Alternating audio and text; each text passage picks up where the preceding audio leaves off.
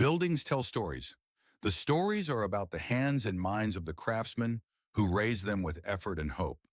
They are about the people who used them over the centuries, about those who cared for them, about the era in which they rose, and about the times, sometimes troubled, sometimes gentle, that they have endured.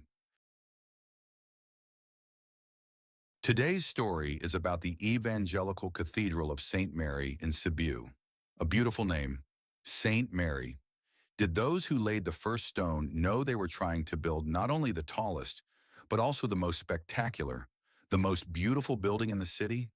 Could they have imagined that for 7 centuries the tower of this cathedral would watch over Sibiu like a stone guardian?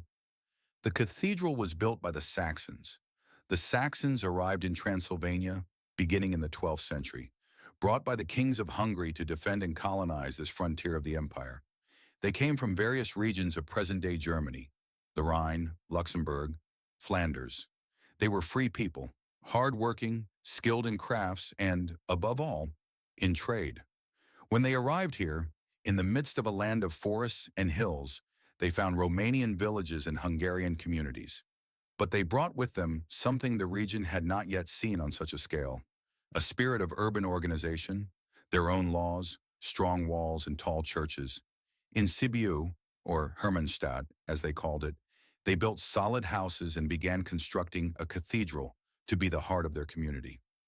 On the site of today's cathedral, there once stood another church, built at the same time as the founding of Sibiu in the 12th century. The first written mention of the church is found in a papal document from 1191, when Pope Celestine III confirmed the existence of the Saxons church in Sibiu. On this site, around 1370, construction began on the current Gothic cathedral. Building continued for almost 150 years until around 1520.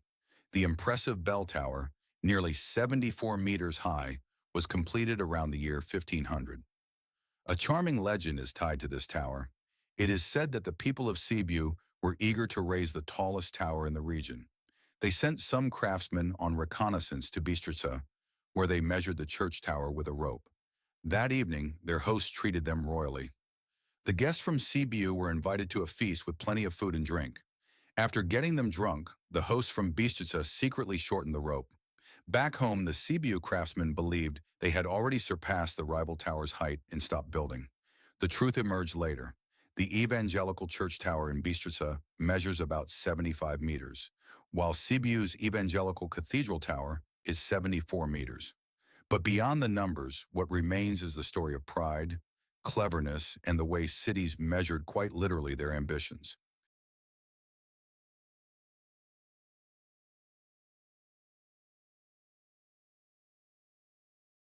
The Evangelical Cathedral of Sibiu impresses with its monumental Gothic architecture, adapted to the Transylvanian context. The building is based on the plan of a Gothic basilica with 3 naves. Over the 150 years of construction, the form was refined into the structure we see today. The exterior of the cathedral is austere and imposing. The facades are structured by powerful Gothic buttresses meant to support the high vaults of the nave.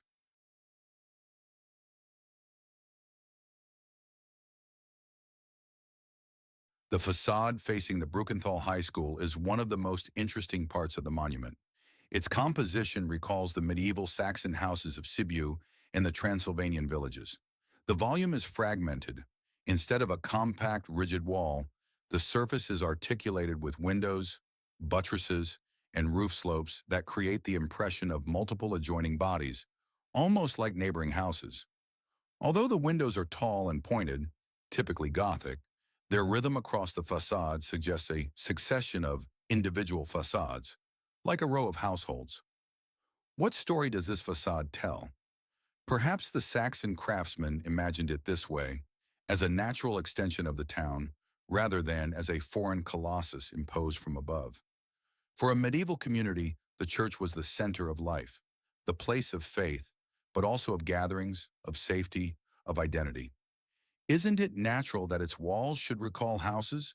We may then ask, is this merely a church? Or is it a magnified image of the whole town, a sum of the houses and people who built it?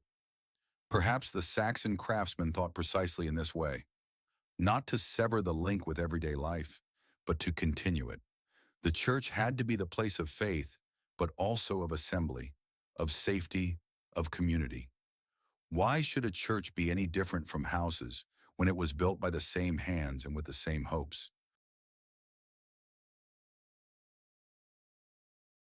The cathedral's interior preserves the atmosphere of Transylvanian Gothic, characterized by austere elegance and verticality. The central and side naves are covered with ribbed cross vaults whose keystones bear various symbols. Although it lacks the spectacular stained glass of the great Western cathedrals, the filtered light has an intimate character, suited to the sober spirit of the Saxon community.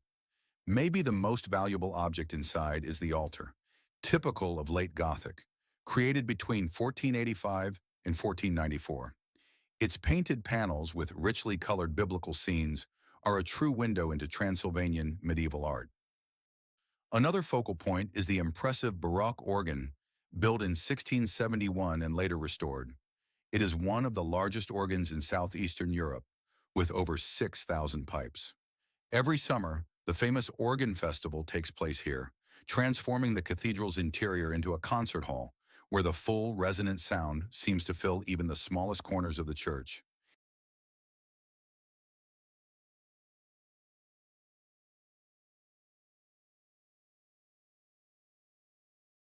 Inside the cathedral are nearly 80 crypts and funerary stones.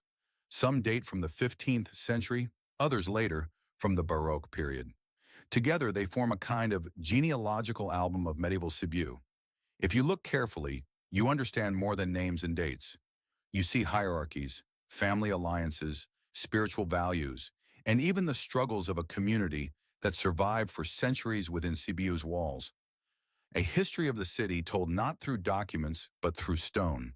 Stones do not speak aloud, but if you listen in silence, they tell you the story of a community that did not want to be forgotten.